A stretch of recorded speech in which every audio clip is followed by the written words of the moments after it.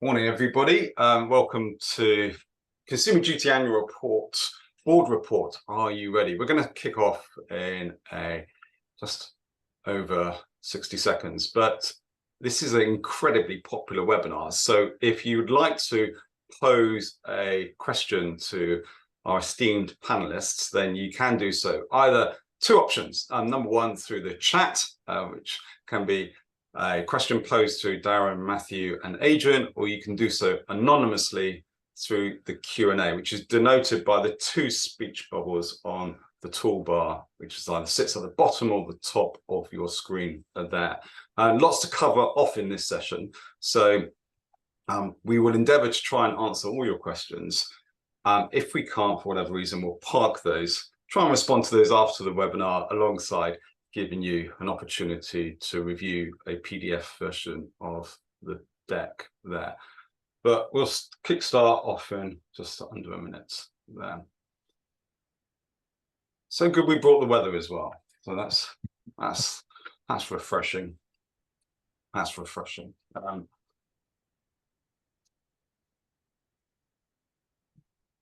You didn't tell us you were a miracle worker as well, Philip. There's lots of sun lamps in Blackpool, you see. I thought you were already in Dubai, Philip.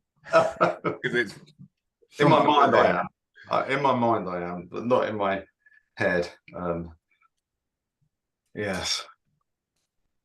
So good to see actually everybody, a lot of people participating, even though it's Easter holidays. So if you're at Centre Parks or any other place of destination, but dialing in to make sure that your board report is as good and as robust as possible, even on your holiday, I'd just like to shout out to you, give you a great thumbs up that your colleagues or your family have actually allowed you time in the diary to accommodate making sure that board report is up to standard whilst you're on holiday. So well done, indeed. Let's get started. So welcome to this Consumer Duty Annual Report webinar. Are you ready is the key question we want to pose to Darren, Matthew, and Adrian. Obviously, you've been embedding like crazy over the last few months, obviously responses to Consumer Duty, but obviously it comes to the fore in terms of like what your board report should look like on the 31st of July. We're going to be discussing a number of key issues with our esteemed panelists, Matthew Drage, Manager and Director of Square 4, Darren Fisher,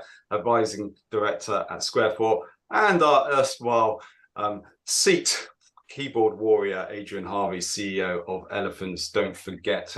We plan to speak for around about 50 minutes, but before we begin, obviously we love our interactions with our poll questions, and we'll invite you to participate in that. Your details will not be disclosed to any other party on that, so it's just a sense check really where you are and where your peers are. So it's great if you interact and participate through not only the poll questions, but also posing questions that you most want answered in this webinar. As I said before, a PDF version of the slides will be available after the webinar alongside any questions that we can't necessarily respond to in the time that we have, but we'll take those offline and respond to there afterwards. So you get the opportunity as well to subscribe to the great blogs and insights and thought leadership that both Elephants Don't Forget as well as Square 4 will produce here. And here are the key questions that we're going to ask. If you do want us to answer some of the questions, and in addition to this, please do let us know. So topics of discussion: prepare and produce the content of the board report. We'll be talking about the key elements of that. Identifying, capturing MI and data, and perhaps flagging any blind spots that you may have in that data. Aligning with FCA expectations, critical element of your board report. Also testing whether your board report will meet not only the FCA standards, but also the questions that your board will pose to you. So we want to make sure that you get the opportunity of addressing those, but challenging your report's objectivity, critical to make sure that's aligned with good industry practice there. As we say, we love to actually talk to, get your views and insights here. So the first question that we posed is on the screen now, and we want to know what stage of preparedness for the annual board report are you at? What stage of preparedness for the annual board are you at? And a number of different options. We're going to give you time to cogitate over that. But Darren, just want to come to you straight away here. Are firms in lastminute.com territory as we embark on the final furlong? Thanks, Philip. Good morning, everybody. Welcome to the webinar this morning. So we most certainly are in lastminute.com territory, in my view. The 31st of July deadline is not that far away, so we've got less than 4 months to go.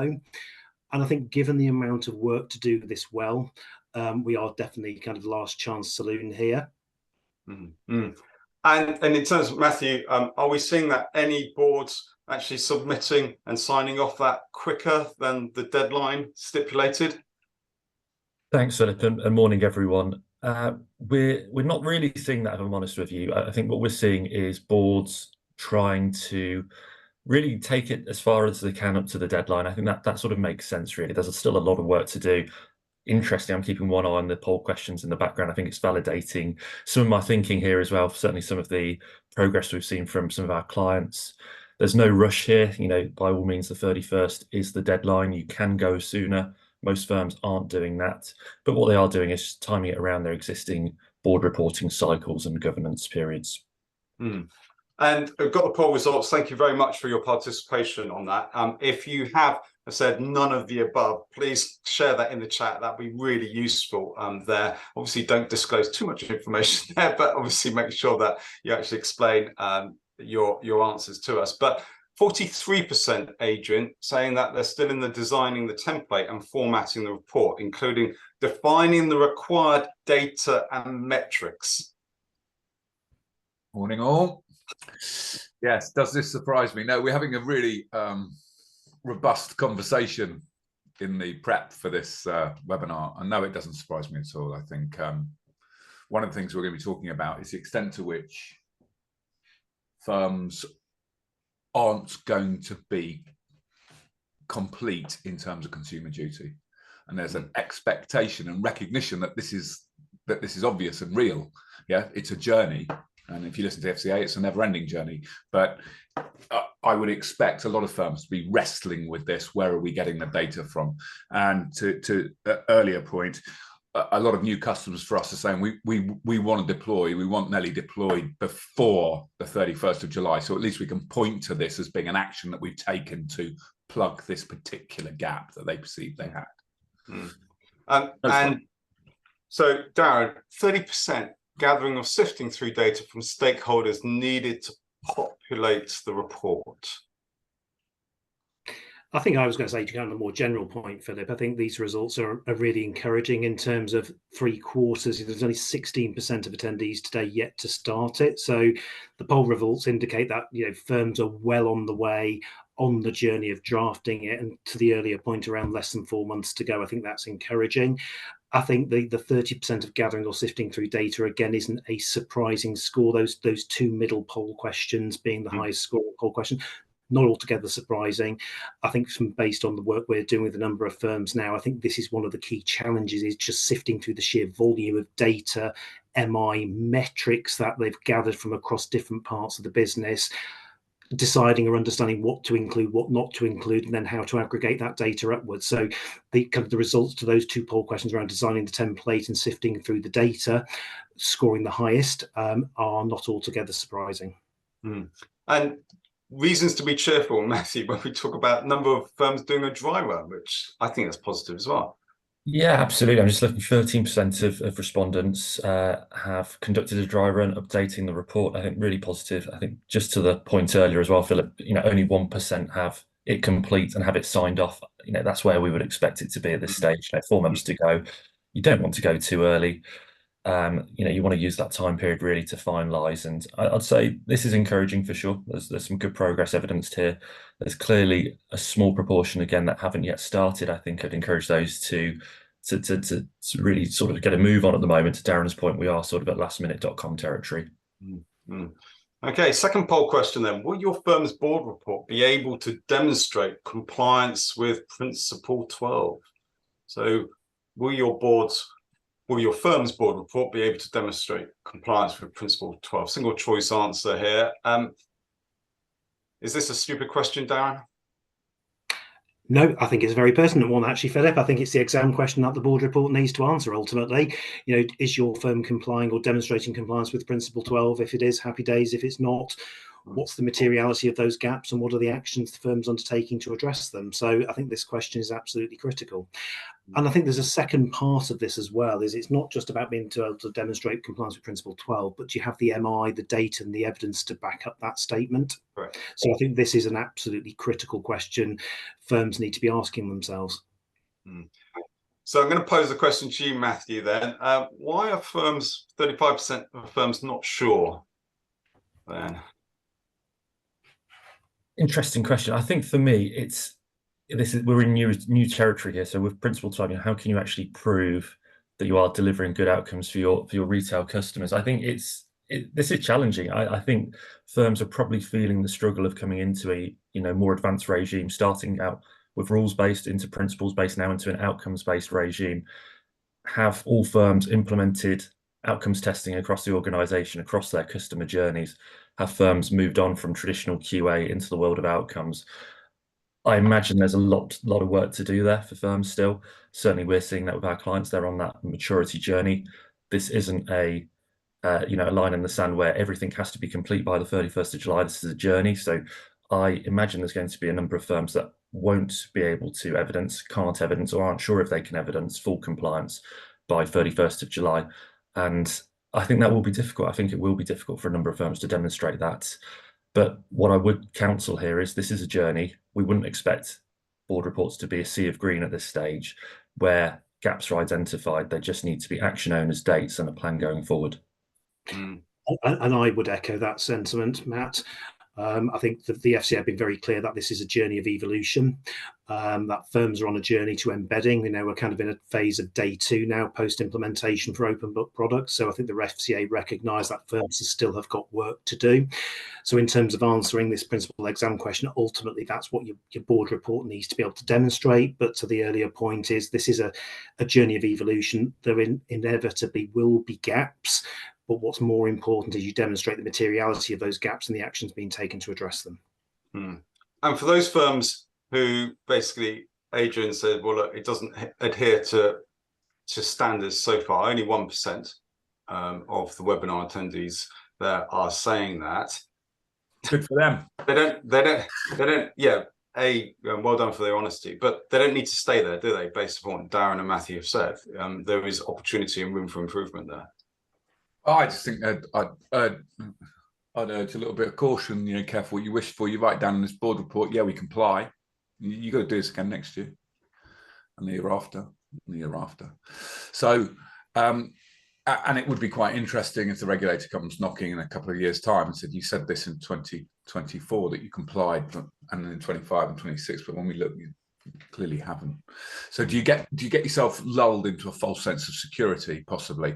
I would expect many more firms to answer no, genuinely, and I don't think there's any shame in answering no, and I don't think the regulator expects everyone to answer yes. So it's a bit like the vulnerability webinar that we had earlier. The fact of the matter is firms are going to get it wrong. This is a journey, and reality says that most firms will struggle. So I would expect a lot more firms to be able to honestly say no. And then when we talk about FCA expectations, Darren, firms shouldn't be in the dark about what's really expected of them, given the output of communications to the sector over the last 2 years on this. Yeah, and I think that's a fair observation. I think what it's important to say is the FCA haven't prescribed a format or a template.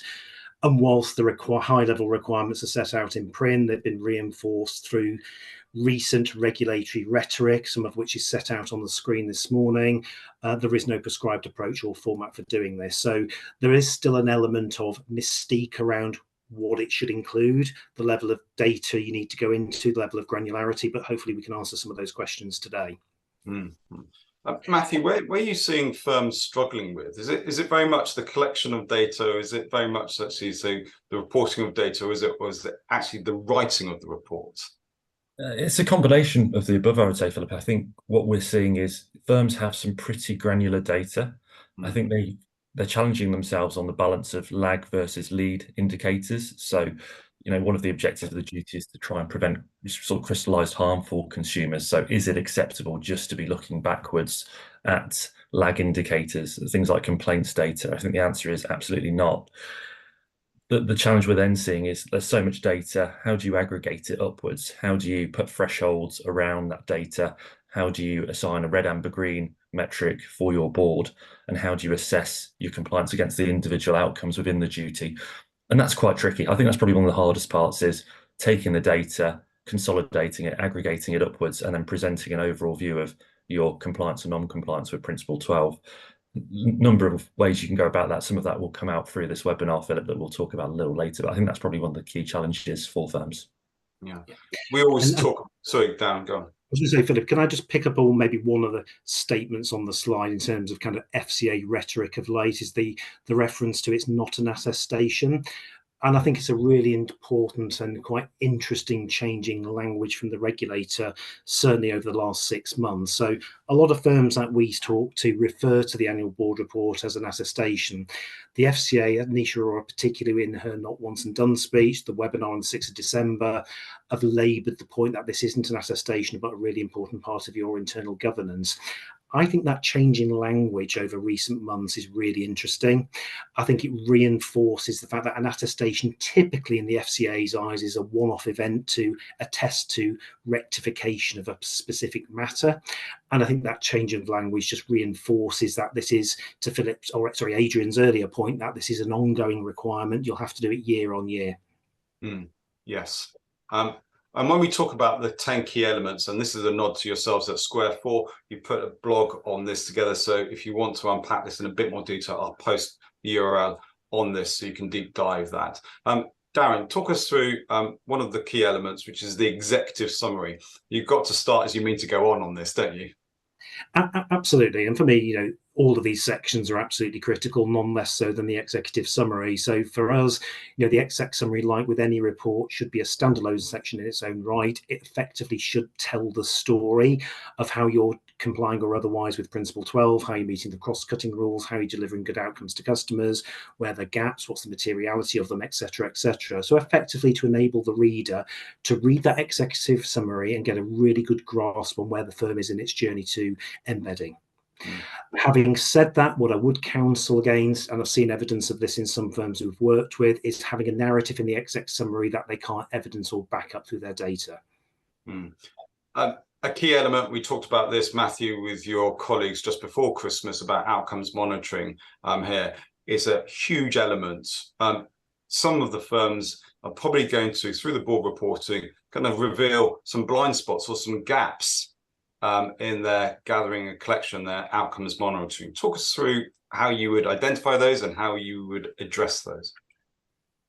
Yeah, absolutely. And I think outcomes monitoring is something that firms are really starting to get on board with. I think they're transitioning from the QA mindset, as I'd put it, into the outcomes mindset, which is great. I think we're still seeing point in time outcomes monitoring, Philip, and that has limited benefit in some journeys and some customer journeys. What I would say is firms need to try and look across the entirety of that journey, monitor for those outcomes that you've said that you want to deliver to your customers, and try and then report against those, but also evidence those. And again, what we're seeing in a lot of customer outcomes monitoring frameworks is it's not looking very rosy at the moment. And I would just say, don't be scared of the fact that there's going to be a lot of red there. We sometimes see firms challenging the volume of red on some of these reports that are being generated at the moment. You're very early on in your journey with the duty. Don't be scared of that. Make sure there's a plan behind that, and just challenge yourselves. Actually, are we doing outcomes monitoring in the right way? Are we looking across the entirety of the journey, or are we just a specific point in time? So plenty there on outcomes monitoring, but this is really, for me, this is the crux of the board report. This is how you can really demonstrate the great work you've been doing, but how is that translating into good outcomes for all your customers? Just building a little bit on that, I would rather file a board report with a lot of red on it in time and signed off by the board than late and not signed off by the board with loads of green. So the date is the date, Yeah, to my knowledge, it's definitely not negotiable, and I certainly wouldn't be submitting something not approved, because really there's no excuse for doing so. You've had plenty of time, and the fact that the board are on holiday is a really bad excuse. Mm. Well, there's zero tolerance into like submitting something that's late here, but ample opportunity, as you say, Adrian, to close the gaps off in your data and MI that you flagged and recognised there. Are you seeing board reports have an understanding of their training and competency of their staff over the last year, 3 months, 6 months? There are they putting that into their board report?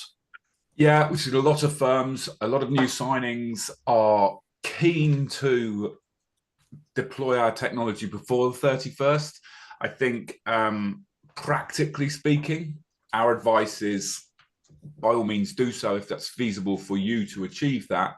I think at the end of the day, it comes back to, is your expectation, is your objective to file a sea of green?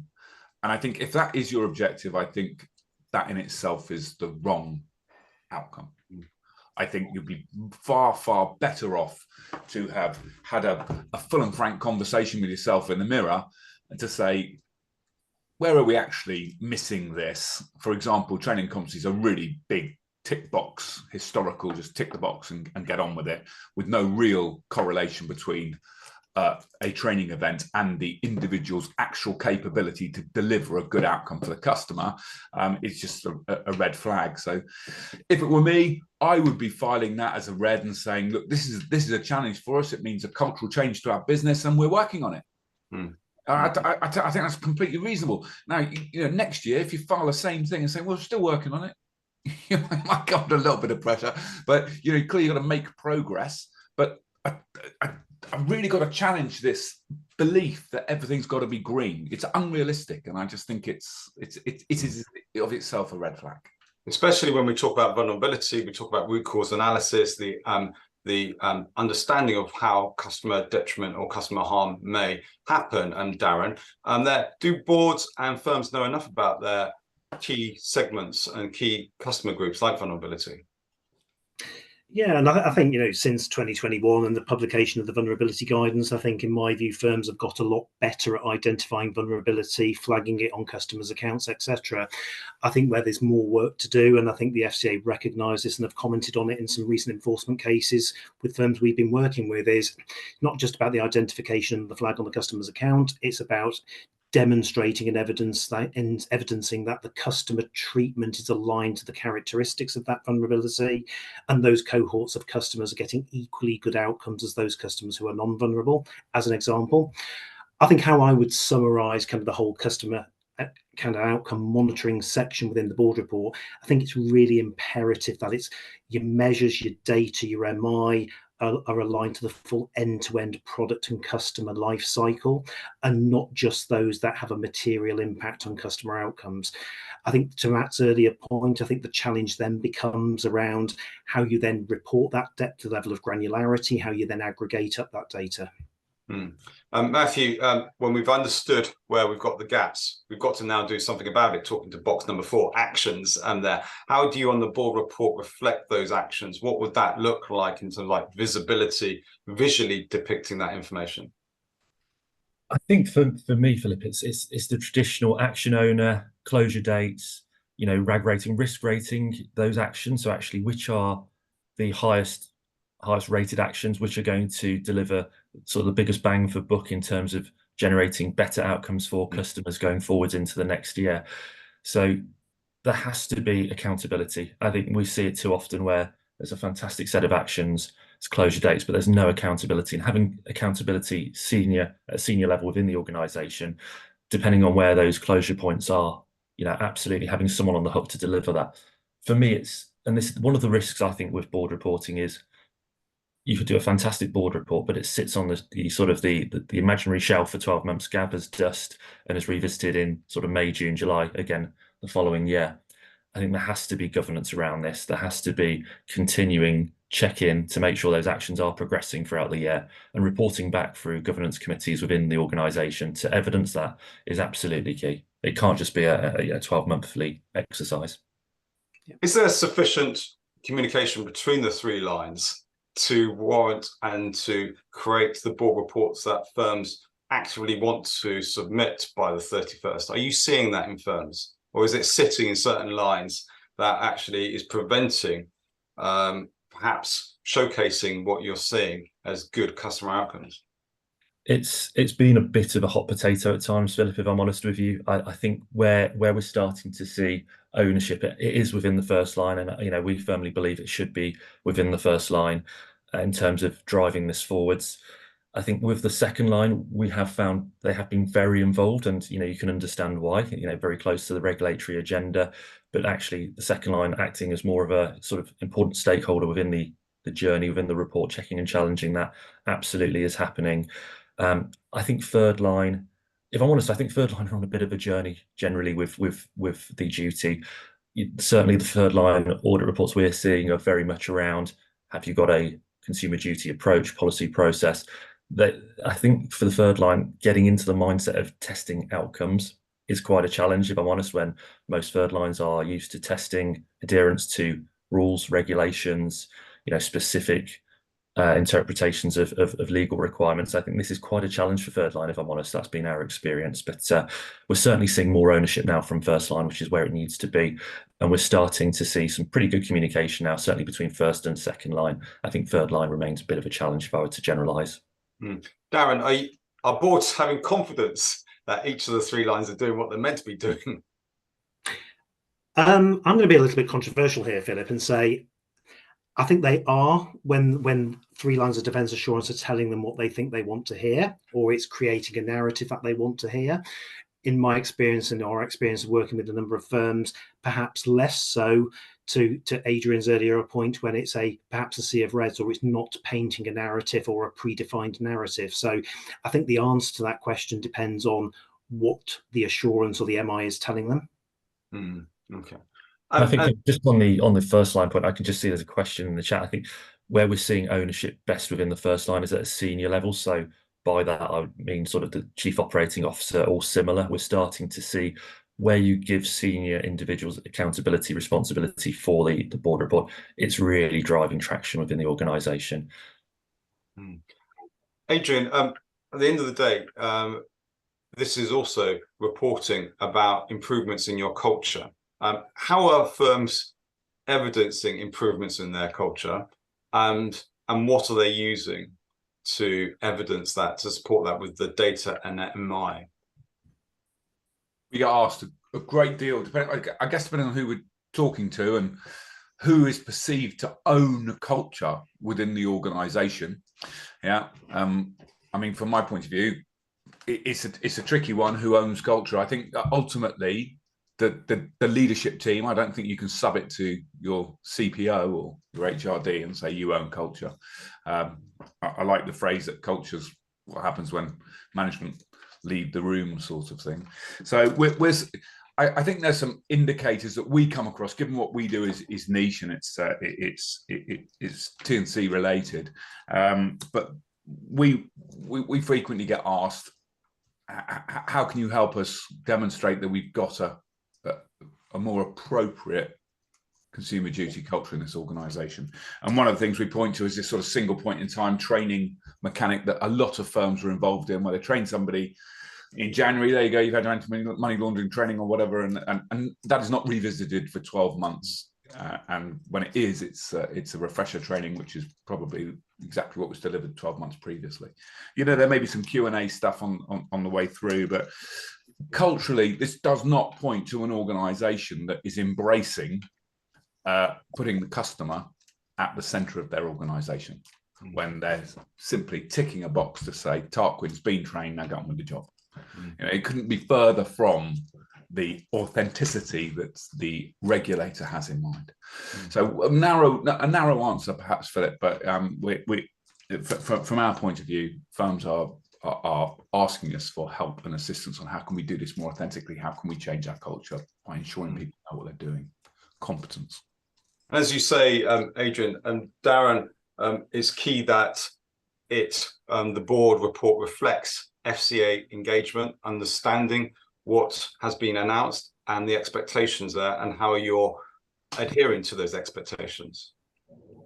Yes, absolutely. I think for me, Philip, it's probably less about the general consumer duty publications from the FCA and probably more about referencing specific FCA engagement you've had.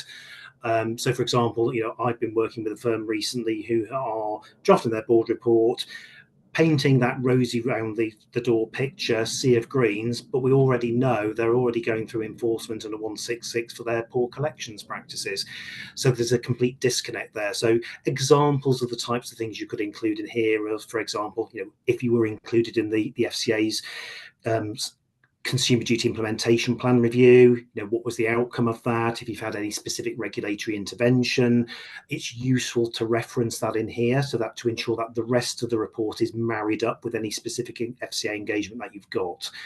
What it isn't is your regular BAU engagement, whether it's data requests or regulatory returns. It's certainly not that.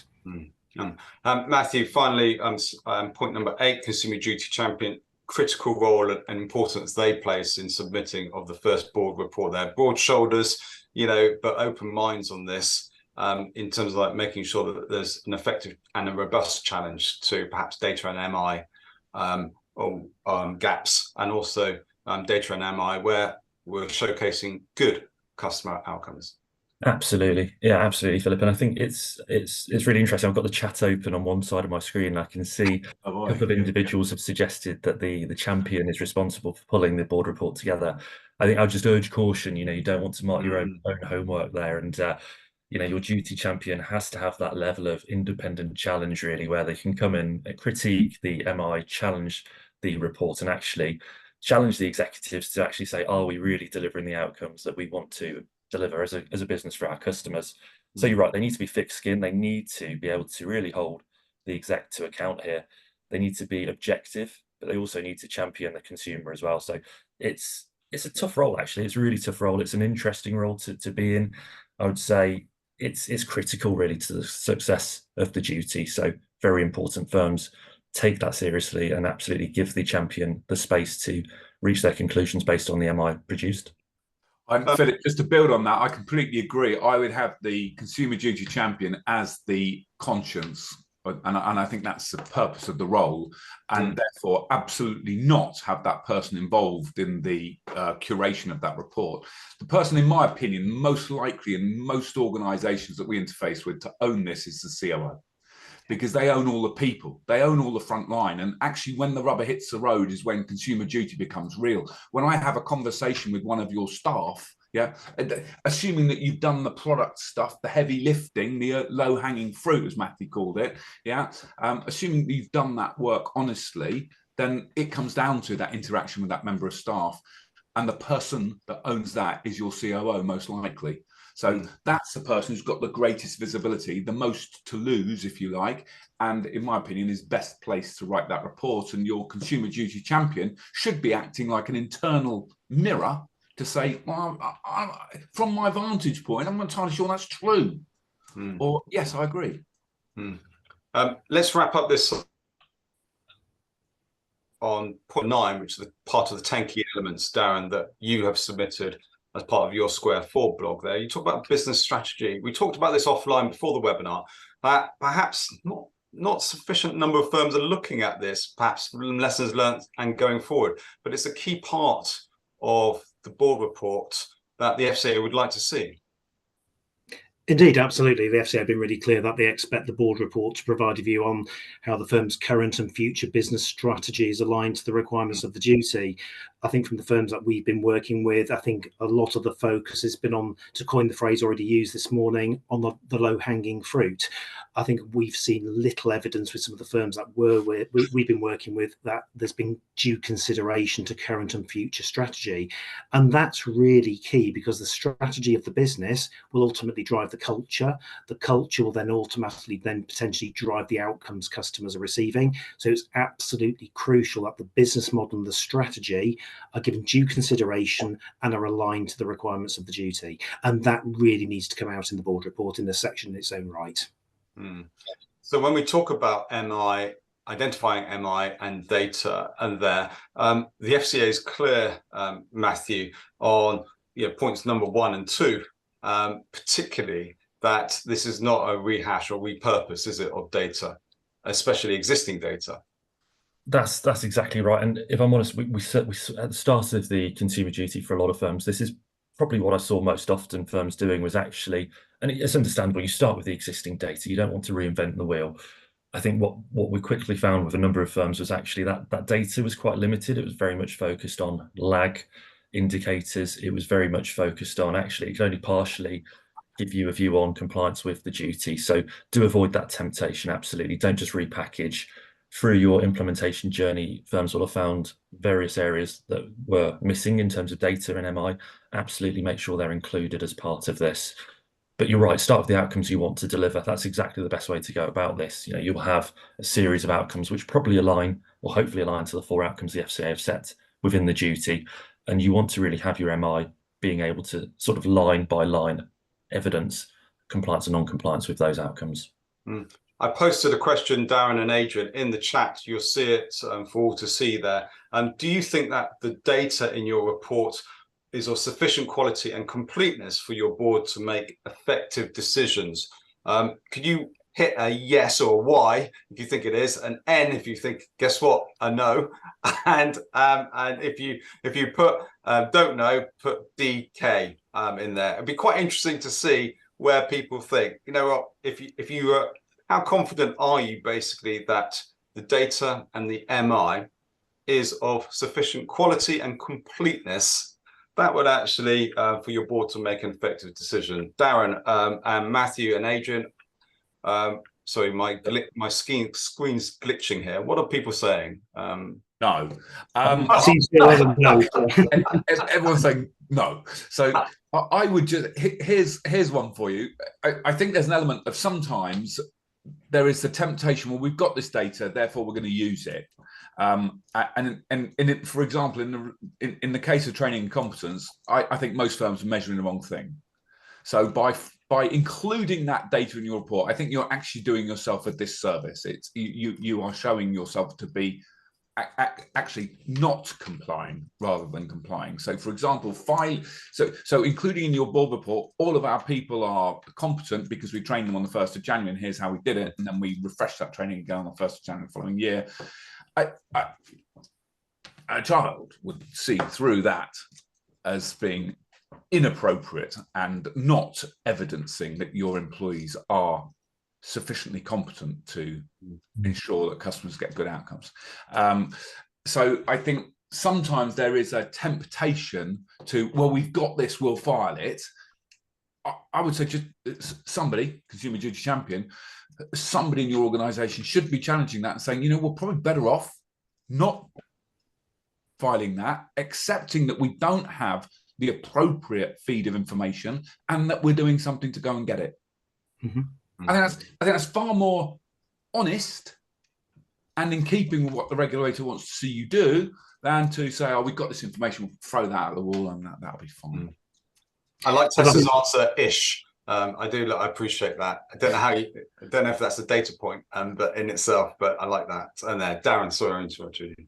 No, I was kind of following on from the point Adrian made. It kind of links back to the point both Matt and Adrian made, is start with the outcomes you want to deliver. You should have already done a load of work as part of implementation around defining your outcomes, mapping your end-to-end product and customer journeys, defining the outcomes at each stage of those journeys, identifying the risks, the controls, and then the metrics to measure the effectiveness of the controls in mitigating the risks and delivering the outcomes. And really, that's what firms should be focused on here. A lot of that informational work should have been done through your implementation journey. But again, to the point made earlier, and the FCA have reinforced this message several times, avoid that temptation of repackaging what you've got. Some firms we're working with have already got this predefined narrative. Of course, we've implemented the duty. Of course, it's embedded. Of course, we're delivering good retail outcomes. Let's go and find the data to fit that narrative rather than starting with the outcomes. You put on the screen, Darren and Matthew, 6 key elements or 6 key points that FCA would expect to see and hear. Darren, talk us through number 1 and number 2, format and also ownership. Sure. The ownership point we've kind of already alluded to earlier on in the webinar. So in terms of ownership, our view is it should sit within the first line. It should be owned and by an accountable executive, typically the COO, ops director or equivalent. I think that ownership is key. Avoid the temptation of outsourcing this to a project team or second line. So we've seen examples where second line have been driving the ownership of the report.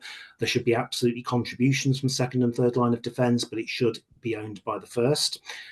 In terms of the format, I think the format of the report is absolutely key.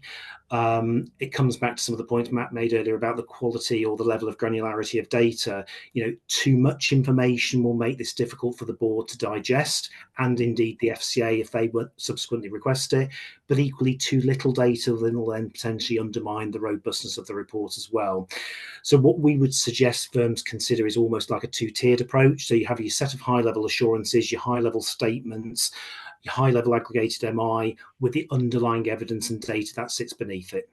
Can I just pick up on a point that a number of people in the chat made, Darren, which is templates. Where do you stand on templates? I mean, I think we've shared enough information, I think, in this webinar this morning to be able to, to generate a template off the back of it. I think firms, I think what we've talked about this morning is kind of the 10 key areas that a typical board report should cover. Ultimately, the scale, the scope, the depth you go into will depend on the size and complexity of the firm. So I'm always a little bit nervous when we start to talk about templates per se, because it does need to be specific to your firm. Now, there are some trade bodies out there. I know the BSA have produced a template. There are other consultancy firms who have produced a template, and they are clearly incredibly useful. I would just counsel firms against going through a one-size-fits-all approach. By all means, use the content of this webinar to drive the content, and that hopefully will help you drive a template. But it's really important it's proportionate to the size, scale, and complexity of your firm. Well said, Darren. And I think the regulator makes the point repeatedly about one size fits all. And the trouble with templates is, in reality, they probably don't apply perfectly to anybody. Yeah, they're generic. So, and if you give them the breadth of the financial services sector that's covered by consumer duty, a template issued by the regulator is chaos. It's a license for chaos, because most people are going to effectively misfile or have an inappropriate board report. So I get the sentiment, but I think here what we've attempted to do is give you 10 components of your board report, and the key point I saw in the chat, proportionality is key, right? So, if you're a relatively small firm, you're not expected. I would be stunned if you're filing hundreds of pages of board report, to be honest.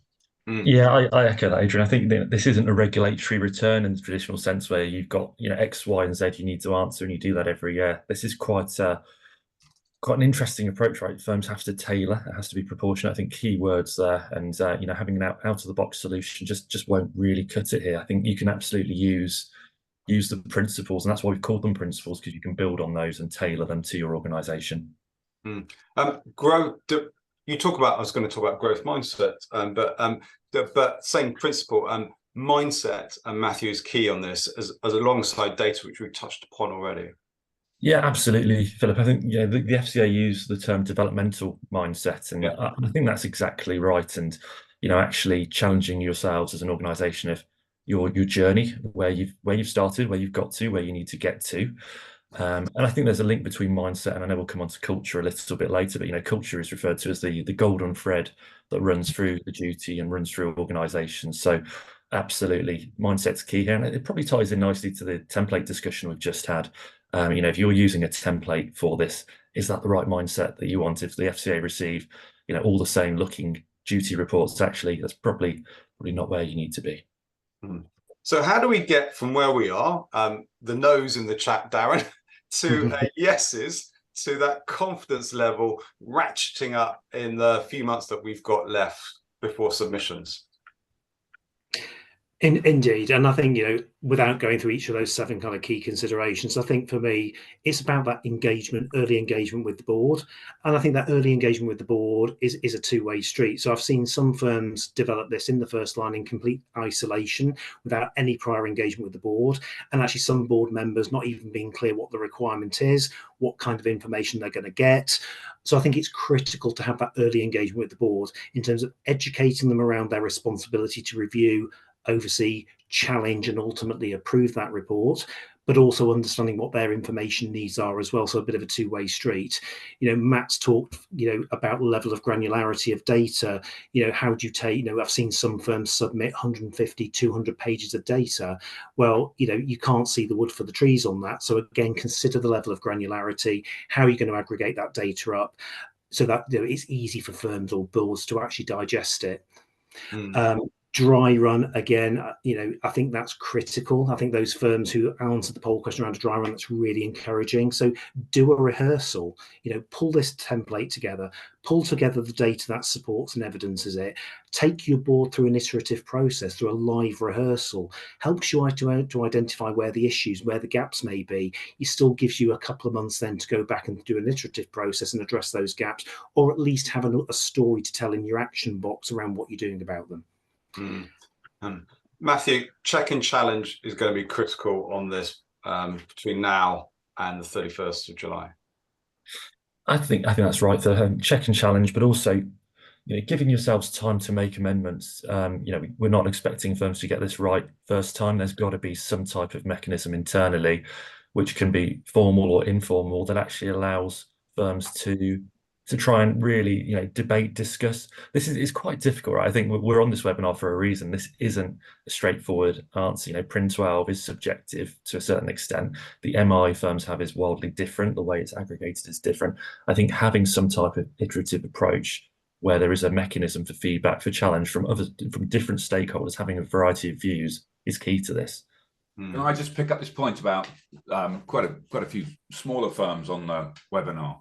And I think this, I keep coming back to its proportionality. It's what's reasonable, yeah? What is reasonable, yeah? And what might be reasonable for, let's pick a random firm, Barclays versus a small IFA is completely different. That is the purpose of proportionality.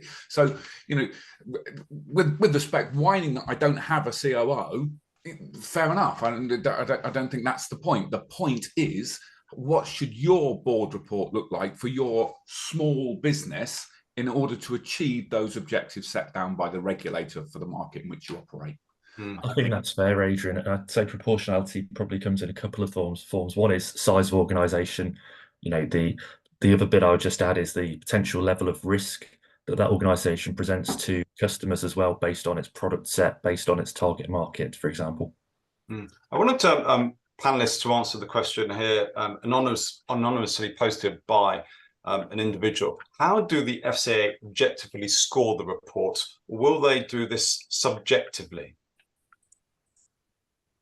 And they throw them all off the top of a flight of stairs, and the ones that land at the top are good, and the ones that land at the bottom get.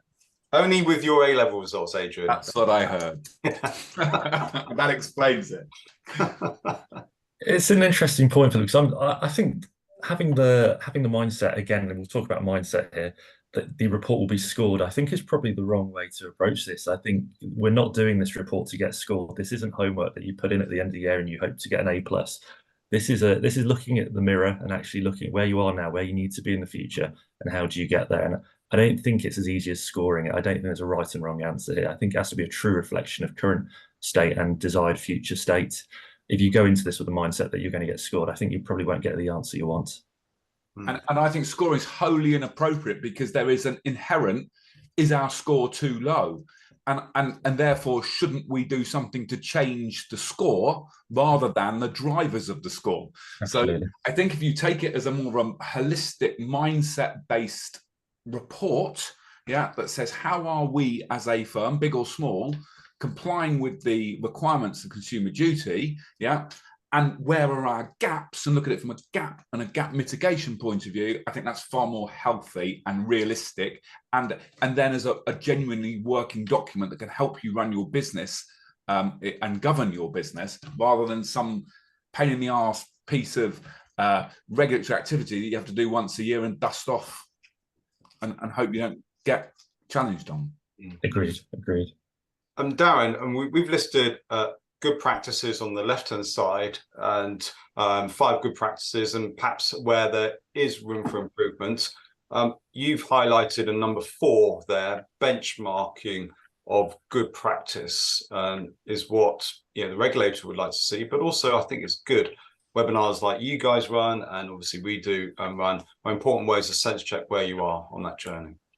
Yeah, and I think that's critical. And I think there's always kind of safety in numbers, isn't it? So I think it's always best to, where possible, to benchmark your approach to your peer group, whether directly or through a third party like Square 4, for example. I think the risk of not doing that, this is new to all of us. It's a new requirement for the industry.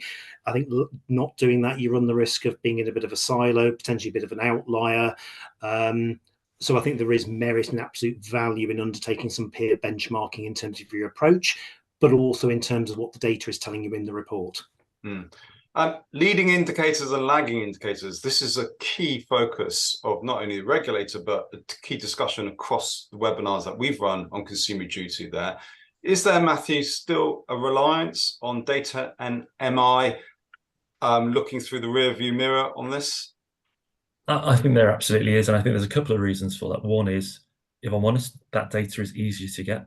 Firms have that data already through existing conduct risk reporting. The forward-looking indicators are challenging. They, sort of by nature, they have a certain element of being able to predict events that may or may not happen. They're challenging, right? So, for example, if we use a lending example, can you proactively monitor any deterioration in a customer's finances to try and make an early intervention?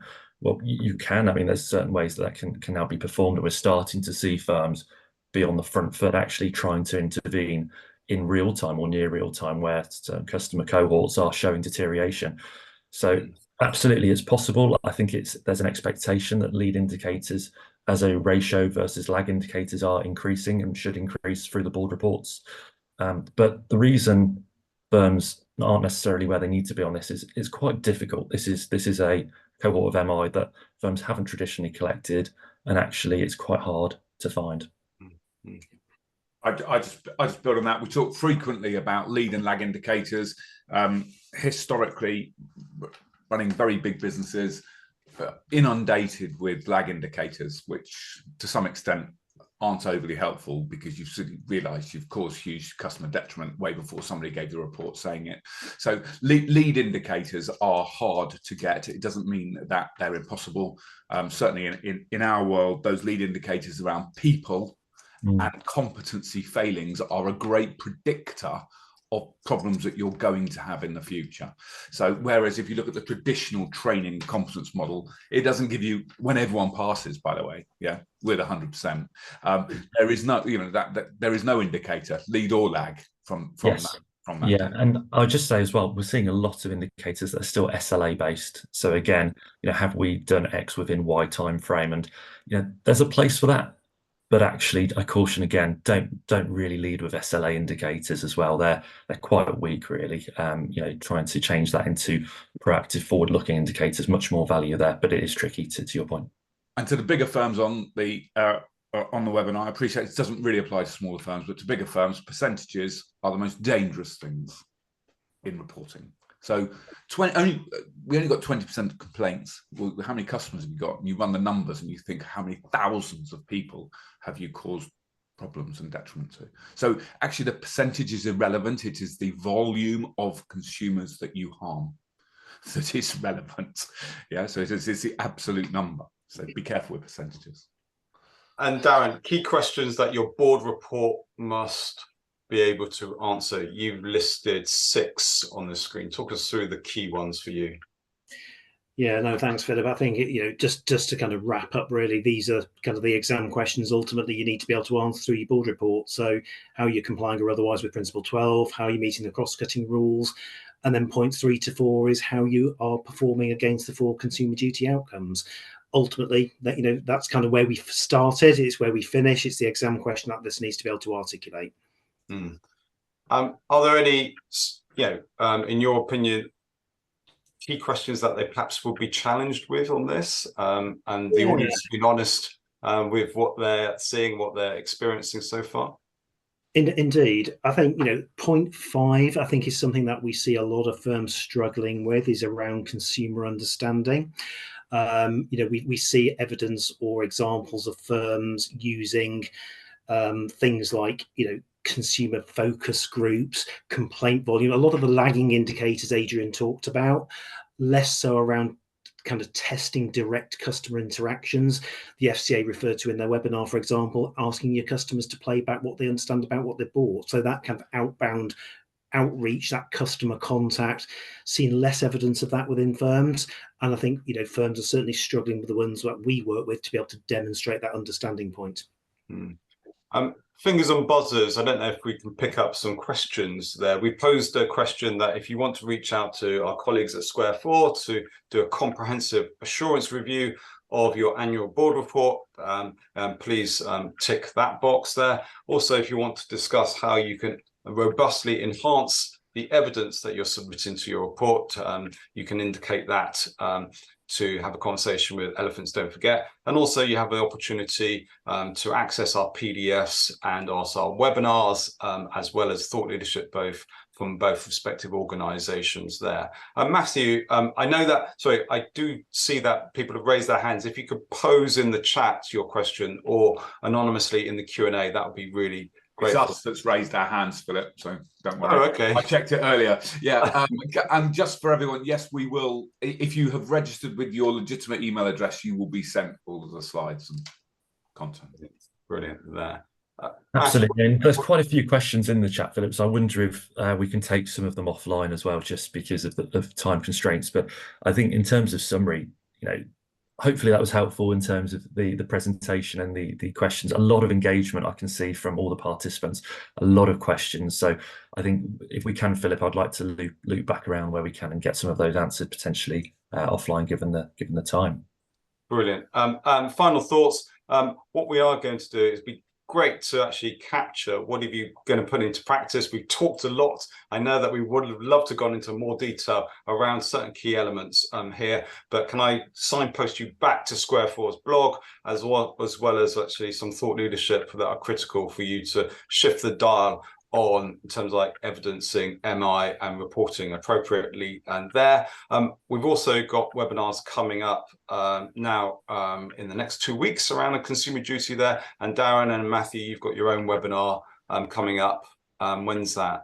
That's on the 23rd of April, and that's focusing on borrowers in financial difficulties. Okay, fantastic there. As Matthew said, we'll take these offline, the questions that you have posed to us there. Can we give us a bit of time to aggregate those, to segment those, and to respond to those as well? And if we can't actually capture them all exactly, give you a sentence answer or a word answer, we might just record them in a podcast as well, so we can actually take those off there. Great, indeed. Final thoughts, Darren and Matthew. Are you encouraged by where firms are or what they need to do? And how can we give them the assurance that they're in the right place? And if they're not in the right place, how can we actually make sure that they are in the right place by the 31st of July? I'm encouraged, Philip, absolutely. I think, look, there's lots of progress there, lots of good debate, discussion. I think this is interesting because for the FCA, this will be the first time as well, and we shouldn't forget that, actually. They will be looking at this as a first off event as well, and having sat on the other side of the table, it's interesting. Their approach will evolve as well, so firms have to evolve in line and in sync with that. I think the first time, for firms will be challenging. There is no right answer here, but just taking those principles, I think, and extrapolating it for individual organizations, absolutely key. If you do get time, do dry run your reports, do absolutely get the check and challenge you can, and make sure that when the day comes for actually presenting that to the boards, it's well minuted. Any challenge, any discussion is very well minuted as part of that approval process. Darren, you talked about... Sorry, Phil, I was just going to say, red and amber are not an indication of failure. They are perhaps better classed as an indication of understanding of your progress towards a customer-centric organisation. And I suspect that stands you in a much better place than a green report. Yeah. Darren, just final word from you. And I forgot to, remiss of me there, but you also talked about the FCA's own culture and going through this journey as well, and talked about the golden thread. Talk us a little bit about that before we sign off. Yeah, the FCA have been very focused in a lot of their rhetoric around, firms demonstrating a duty culture, a developmental mindset, but they've also been very clear that they've adopted their own rhetoric themselves. So within their own culture, they've got consumer duty, to quote the phrase, as a golden thread running all the way through from authorizations all the way through to enforcement at the back end. So in my view, the FCA are very much trying to take their own advice and are trying to also adopt that duty mindset in the way they supervise the industry. Brilliant. And that's us. I think we've done nothing more to talk about there. Amazing. Yes, 2 on the bounce. We've actually finished on time. It's incredible. We're on a run. Yeah. Excellent. Thank you very much, everybody. Thanks for participation. And yeah, we'll reach out to you with the PDF version of the deck, as well as the audio of this webinar as well. Have a great day. Thanks very much. Yeah, thank you. Thanks, everyone. Thanks.